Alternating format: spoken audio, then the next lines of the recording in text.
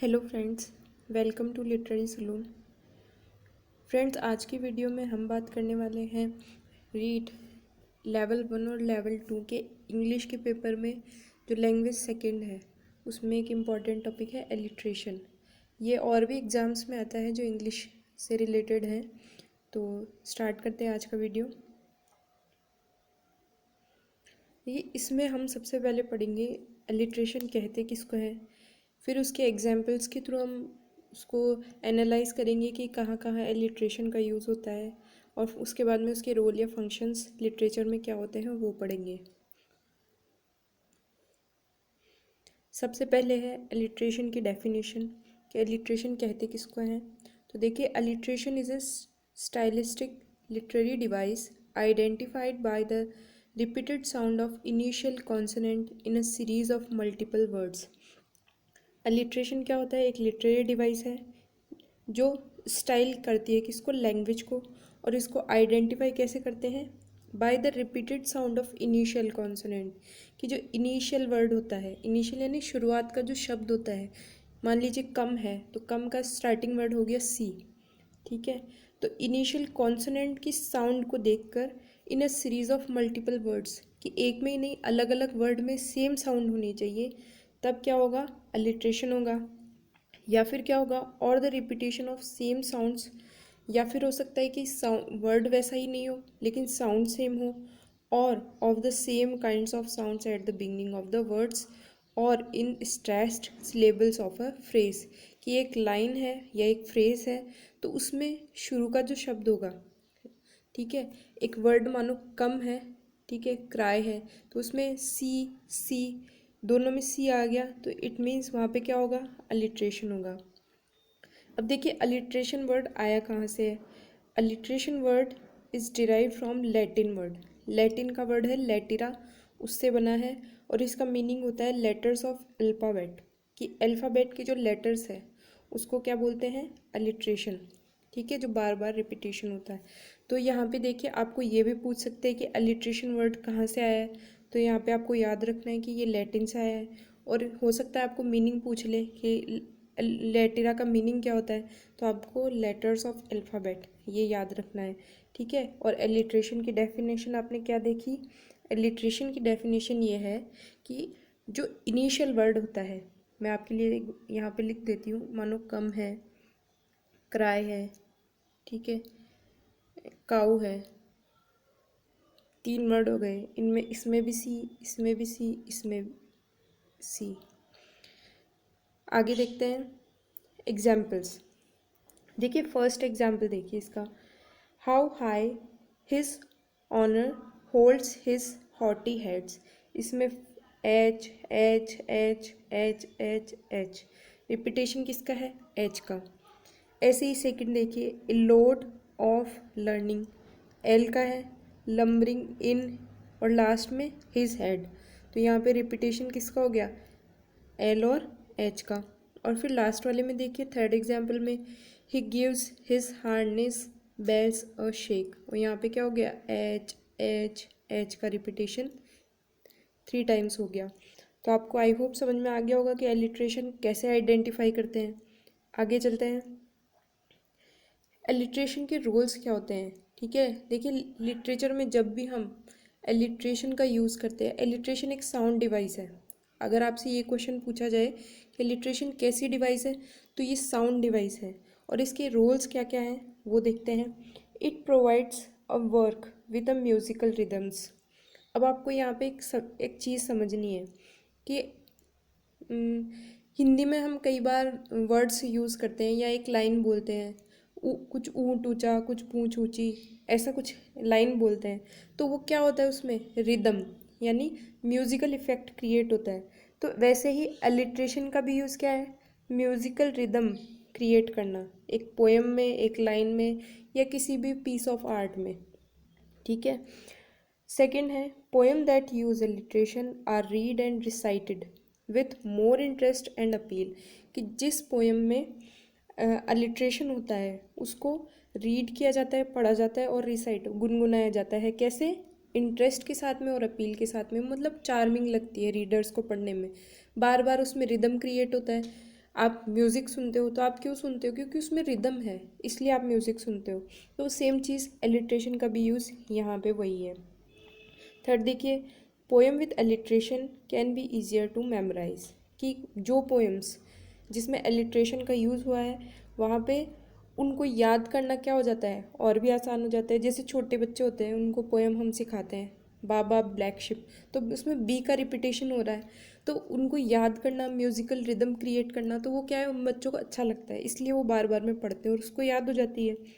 Alliteration lends structures flow and beauty to any piece of writing, कि alliteration से क्या होता है, स्ट्रक्चर को फ्लो मिलता है, यानी वो स्मूथली उस लाइन को पढ़ सकते हैं और वो पढ़ने में भी क्या लगती हैं, ब्यूटीफुल लगती हैं। ये वही रिपीट हो गया। आगे है, alliteration focuses readers attention on a particular section of A text, कि एक पर्टिकुलर टेक्स्ट का एक कोई सेक्शन होता है, तो उसमें अगर अलिट्रेशन का यूज़ हुआ है, बार बार रिपीटेड इनिशियल कॉन्सोनेंट साउंड या कॉन्सोनेंट वर्ड आता है, तो वो क्या है, रीडर्स को अट्रैक्ट करती है वो चीज़। सेम वही है बार बार में, कि वो चीज़ क्या है, अपीलिंग लगती है रीडर्स को पढ़ने में, इसलिए वो ज़्यादा अट्रैक्टिव होती है। फिर देखिए सेवेंथ, एग्जाम्पल के लिए अलिटरेटिव टंग ट्विस्टर्स, अभी आपको एग्जाम्पल बताया था मैंने टंग ट्विस्टर्स का, are useful for encouraging language learners generally children to hear the similar sound repeated at the beginning of the several words, कि बच्चों के लिए ये आसान हो जाता है कि जहाँ पे एलिट्रेशन का यूज़ हुआ है उसको रिदमिक इफ़ेक्ट जब मिलता है तो उसको इजीली क्या कर सकते हैं, ग्रैस्प करते हैं और लर्न करते हैं। इनको टंग ट्विस्टर्स भी कहा जाता है और ये क्वेश्चन बहुत बार मल्टीपल एग्जाम्स में पूछा जा चुका है, तो आप इसको याद रखना। एक तो टंग ट्विस्टर्स लिटरेशन क्या, सेकंड नेम क्या बोल सकते हैं उनको, टंग ट्विस्टर्स भी बोल सकते हैं, क्योंकि हम बोल जब एक ही वर्ड को बार बार में जब बोलते हैं तो हमारी टंग क्या करती है, ट्विस्ट कर जाती है, ठीक है, इसीलिए तो हम नहीं बोल पाते ऐसी लाइंस, तो टंग ट्विस्टर्स बोला जाता है। और एक साउंड डिवाइस है, ये चीज़ भी आप बिल्कुल याद रखिएगा। आगे देखते हैं एलिट्रेशन के फंक्शंस और क्या है, ये अभी हमने पढ़ा, it creates musical effect in the text that enhances the pleasure of reading in a literary piece, कि जो कोई भी लिटरेरी वर्क होता है, कोई पोएम होती है या कोई लाइन होती है, तो वो हमें पढ़ने में आसानी होती है या उसमें म्यूजिकल इफेक्ट क्रिएट होता है। It makes reading and recitation of the poems attractive appealing, thus makes them easier to learn by the heart, कि जब रिसिटेशन यानी हम उसको अटर करते हैं, जब उनको बोलते हैं तो वो क्या लगती है, अट्रैक्टिव लगती है। जब हम स्कूल्स में प्रेयर्स करते थे तो हमें वो रिदमिक इफेक्ट आता था, तब हमें क्या आता था, उसको पढ़ने में या बोलने में मज़ा आता था, ठीक है।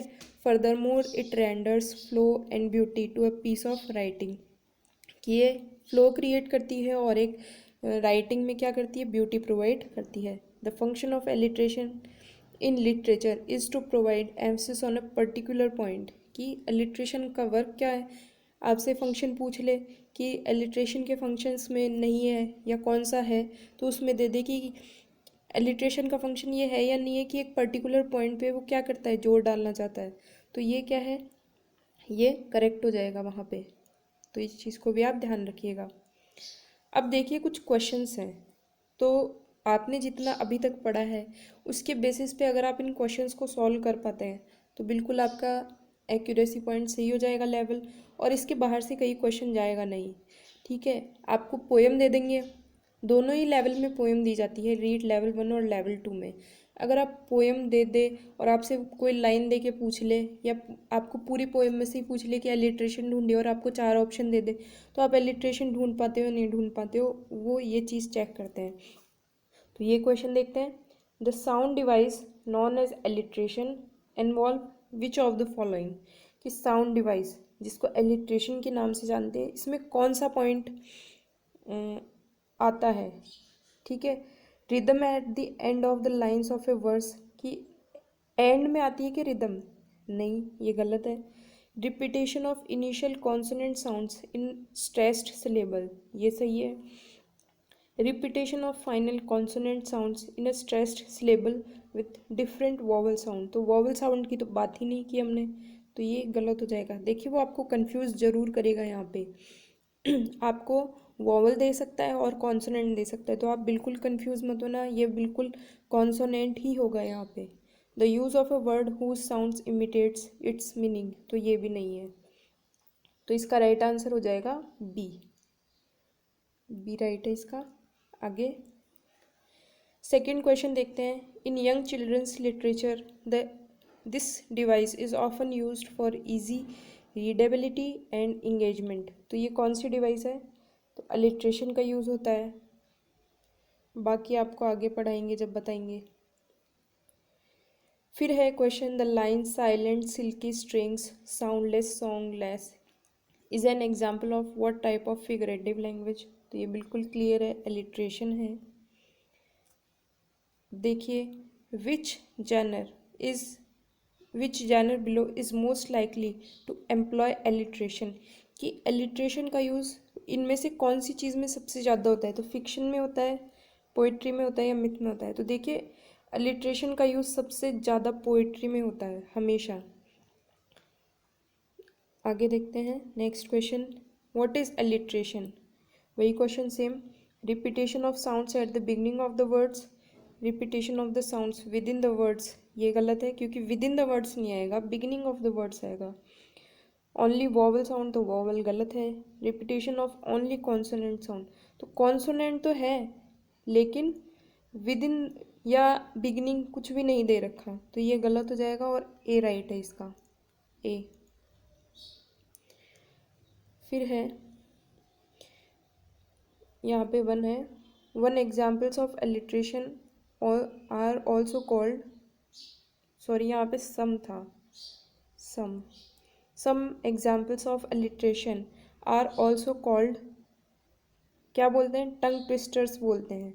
ठीक है, एलिट्रेशन को टंग ट्विस्टर्स बोलते हैं, भी बताया था, because they are difficult to say, क्योंकि इनको बोलना क्या होता है? डिफ़िकल्ट होता है। फिर देखिए what is the purpose of using alliteration in writing. तो राइटिंग में एलिट्रेशन का यूज़ क्यों करते हैं? To make a piece of writing rhythm, कि एक राइटिंग में किसी भी पोइट्री में, ठीक है, रिदम क्रिएट करने के लिए, तो ये राइट है। To help improve the level of humour in a piece of writing, ये भी सही है कि क्या है, ह्यूमरस इफेक्ट क्रिएट करता है बार बार में बोलते हैं जब। To focus the reader's attention on a section of a text, कि एक किसी पर्टिकुलर सेक्शन की तरफ अटेंशन क्रिएट करने के लिए भी इसका यूज़ होता है, तो इसका डी राइट हो जाएगा। All of this are correct. तो यहाँ पे ये क्वेश्चंस कुछ हमने सॉल्व करे, एलिट्रेशन भी देखा, तो आई होप आपको ये वीडियो पसंद आया होगा और जो मैंने समझाया वो भी समझ में आया होगा, और आपको समझाया जो समझ में आया हो तो वो आप वीडियो को लाइक कीजिए, शेयर कीजिए एंड सब्सक्राइब कीजिए, और आगे ही इसके वीडियो हम और बनाते रहेंगे। जो लैंग्वेज सेकंड है उसके सारे वीडियोस बनेंगे, तो आप बिल्कुल आराम से इस चीज़ को पढ़िए और किसी चीज़ को रटिए मत, समझ के करिए, तो आपको इजीली जो 30 मार्क्स का टारगेट जो है आपका, आराम से 30 में से 30 आप ला सकते हो, ऐसा कुछ भी नहीं है। तो thank you so much for watching, till then bye bye.